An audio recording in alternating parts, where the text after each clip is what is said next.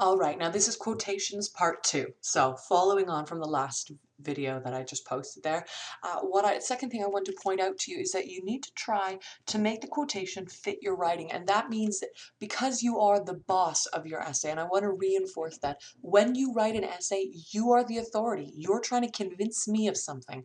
And that is always the case in all of your essays, in all of your classes. And so remember, you're the authority. You can pick and choose the information you want to use. If there's a long sentence, you can cut it in half and just offer me half. Offer me the half that you think is important. So what I wanted to do here in this top example is just give you an example of that. So here's a quote from an imaginary book. It doesn't really matter, but just note that it is the full quote that I have decided to work with. And often when you're writing a paper, what you want to do is decide on the quotes that you like, decide on the quotes that are going to be helpful, and then write them down and have them with you while you're writing up your essay so that you can use them kind of when you come to the appropriate point. So here's the quote from the book. I felt tired, and as the snow fell, I walked more and more slowly. And just take a note, this quote is written in the past tense. I felt tired, not I feel tired.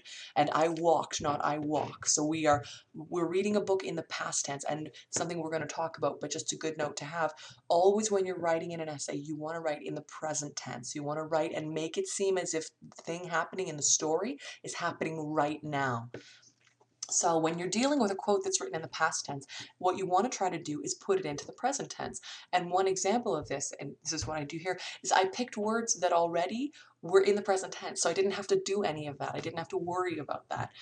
So what I've done is I've figured out a way of introducing the quotation and using just the words that I think are the most important. So here's an example in green. The character is exhausted and walks, quote, more and more slowly. And then notice, close the quote, immediately put in the citation, and then I finish my sentence as the day goes on.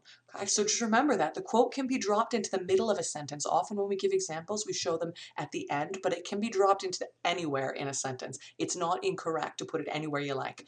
But notice here that what I've done is chosen the words that I thought were the most helpful out of the original sentence that I had, because it doesn't matter to me that the snow is falling. It's not a detail that I think is important, so skip it. Use the details that you think are important.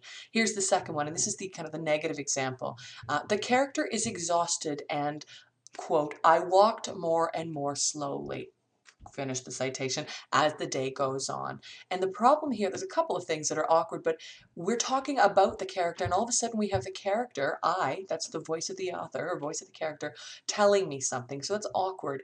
And so if I were redoing this, I would just cut out the word I here and get rid of it because it's just not necessary and it throws off my sentence.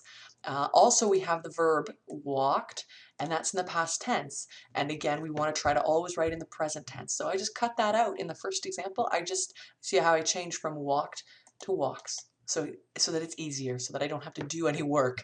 And there's always kind of easy ways to make your writing stronger. Last little rule that I wanted to point out to you is that you need to make the quote fit your words and choose whatever part of the quotation works for you. Last thing, you never need to put in ellipsis. A lot of times, especially if you're new to writing, we tend to put in an ellipsis. It doesn't matter.